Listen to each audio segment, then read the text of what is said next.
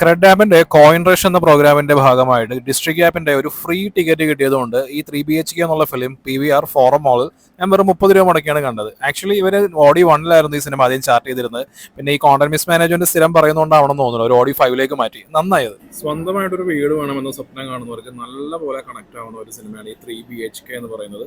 സ്വന്തമായ ഒരു വീട് അത് വാങ്ങാനോ അല്ലെങ്കിൽ പണിയാനോ ശ്രമിക്കുന്നവരുടെ മുമ്പിൽ വരുന്ന ഒരുപാട് തടസ്സങ്ങളുണ്ട്. ആ തടസ്സങ്ങളുടെയും അവരുടെ മുമ്പിൽ വരുന്ന പ്രശ്നങ്ങളുടെയും ഒരു കൊളാജ് ആണ് സിനിമ.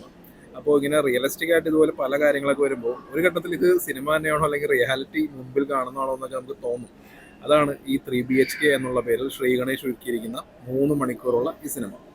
ഈ സിനിമയുടെ ആദ്യത്തെ പോസിറ്റീവ് എന്ന് പറയുന്നത് ഇതിന്റെ കാസ്റ്റിംഗ് ആണ്. അതായത് ഒരു വീട്, സ്വന്തമായിട്ടുള്ളൊരു വീട് എന്നുള്ളൊരു സ്വപ്നം കാണുന്ന ഒരു നായകൻ. വീട് എന്ന് പറയുന്നത് അത് ഒരു അടയാളമാണ്, നമ്മളുടെ ഒരു ഐഡന്റിറ്റിയാണ്. നമ്മൾ ജീവിച്ചിരിക്കുമ്പോൾ എന്ന് കരുതുന്ന, അതിനായി കഠിനമായി അധ്വാനിക്കുന്ന എന്നോ ഓരോരോ പ്രശ്നങ്ങൾ കൊണ്ട്, മക്കളുടെ വിദ്യാഭ്യാസം, ചികിത്സ എന്നൊക്കെ പറഞ്ഞ് ഓരോരോ കാരണങ്ങൾ കൊണ്ട് അതെല്ലാം നീങ്ങി പോകുമ്പോൾ നിസ്സഹായോടെ നോക്കിയിരിക്കുന്ന ആ ക്യാരക്ടർ വളരെ ഭംഗിയായിട്ടാണ് ശരത് കുമാർ ചെയ്തിരിക്കുന്നത്.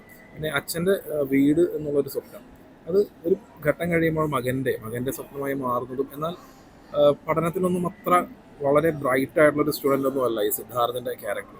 അപ്പോൾ എന്നാൽ അതിയായിട്ടുള്ളൊരു ആഗ്രഹമുണ്ട് അച്ഛൻ്റെ ആ ഒരു സ്വപ്നം താനായിട്ട് നടത്തി കൊടുക്കണം, അതിനുവേണ്ടി കഠിനമായി പരിശ്രമിക്കുന്ന. അപ്പോൾ അച്ഛൻ്റെ ഒരു കോൺഫ്ലിക്റ്റ് ഒരു വശത്ത്, മകൻ്റെ ഒരു കോൺഫ്ലിക്റ്റ് മറ്റൊരു വശത്ത് എന്നുള്ള രീതിയിൽ കുറച്ച് കഴിയുമ്പോൾ സിനിമ നീങ്ങുന്നുണ്ട്. അതിൽ ഈ അച്ഛൻ്റെയും മകൻ്റെയും ആ ഒരു കോൺഫ്ലിക്റ്റ് അത് രണ്ടുപേരും, ശരത് കുമാറാവട്ടെ സിദ്ധാർത്ഥ ആവട്ടെ, നല്ല ഗംഭീരമായിട്ടാണ് സ്ക്രീനിൽ കൊണ്ടുവന്നിരിക്കുന്നത്. അടുത്ത പ്രധാനപ്പെട്ട ക്യാരക്ടർ പ്ലേ ചെയ്തിരിക്കുന്നത് മീത രഘുനാഥാണ്.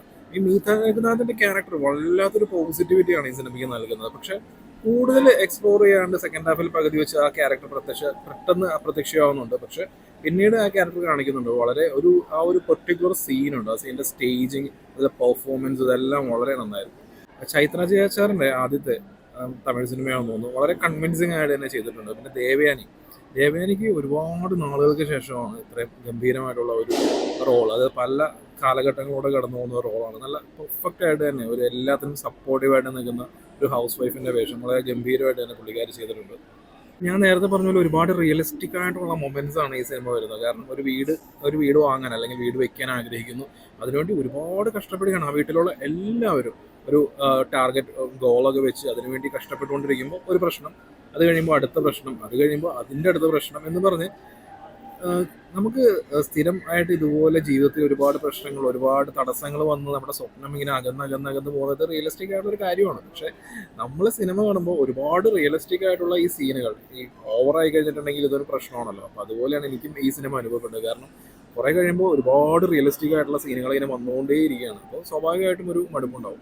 പിന്നെ അതുമാത്രമല്ല, ഇതിൻ്റെ സിനിമയുടെ 2ാം പകുതിയിൽ ഈ കഥ എങ്ങനെ മുമ്പോട്ട് കൊണ്ടുപോകണം എന്നുള്ളൊരു ഐഡിയ ഇല്ലാത്ത പോലെയും എനിക്ക് ഫീൽ ചെയ്തു. കാരണം വീട് വാങ്ങാൻ ആഗ്രഹിക്കുന്നു, തടസ്സങ്ങൾ വരുന്നു, അടുത്തത് വരുന്നു, ഇങ്ങനെ പോകുന്നതല്ലാണ്ട് ഇതിന് എങ്ങനെ ഒരു പ്രോപ്പർ ആയിട്ടുള്ള ഒരു എൻഡിങ്, ഇതെങ്ങനെ അവസാനിപ്പിക്കണം എന്നൊരു ഐഡിയ ഇല്ലാത്ത പോലെ എനിക്ക് ഫീൽ ചെയ്തു. അതുപോലുള്ളൊരു സിനിമാറ്റിക് ലിബർട്ടിയാണ് പെട്ടെന്ന് വരുന്നത്.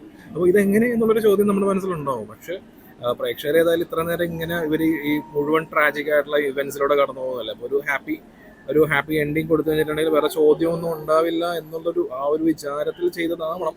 പക്ഷെ പെട്ടെന്ന് ഇങ്ങനെ വരുന്ന ഈ റിയലിസ്റ്റിക് ആയിട്ടുള്ള സീനുകളുടെ ഇടയിൽ ഒരു ജമ്പ് വന്ന് പെട്ടെന്നൊരു സിനിമാറ്റിക് ലിബർട്ടി വരുമ്പോൾ ഒരു ബുദ്ധിമുട്ടുണ്ടല്ലോ, ആ ബുദ്ധിമുട്ട് നല്ലപോലെ പ്രകടമാവുന്നുണ്ട് ഈ സിനിമയിൽ. അത് ആണ് യഥാർത്ഥത്തിൽ എനിക്ക് അത് അത്രയും നേരം ആ റിയലിസ്റ്റിക് ടോണിൽ തന്നെ അവസാനിക്കണം. കാരണം എല്ലാ സിനിമകളും ഈ ഹാപ്പി എൻഡിങ് വേണമെന്ന് നിർബന്ധമുള്ളതൊന്നുമല്ല. ഇത്രയും റിയലിസ്റ്റിക് ആയിട്ട് വളരെ റോ ആയിട്ട് കഥ പറഞ്ഞിട്ട് പെട്ടെന്ന് ഇങ്ങനെ ഒരു ജമ്പ് വന്നപ്പോൾ അതൊരു ബുദ്ധിമുട്ടായിട്ട് തോന്നി. അങ്ങനെ മൊത്തത്തിൽ റിയലിസ്റ്റിക് ആയിട്ട് കഥ പറയുന്ന ഒരു സിനിമയാണ്. എന്നാൽ പോലും ഇതിന്റെ ക്ലൈമാക്സ് എന്ന് പറയുന്നത് ഒരു സിനിമാറ്റിക് ലിബർട്ടി എന്ന് പറയാൻ പറ്റില്ല, ഇങ്ങനെ അവസാനിപ്പിക്കാമെന്നായിരിക്കും അവർക്ക് തോന്നിയിട്ടുണ്ടാവുക. പക്ഷെ അതിന്റെ ഒരു ബുദ്ധിമുട്ടുള്ളത് കൊണ്ട് തന്നെ ഒരു എബോവ് ആവറേജ് അനുഭവമായിരുന്നു എനിക്ക് ഈ 3BHK എന്നുള്ള ഈ സിനിമ.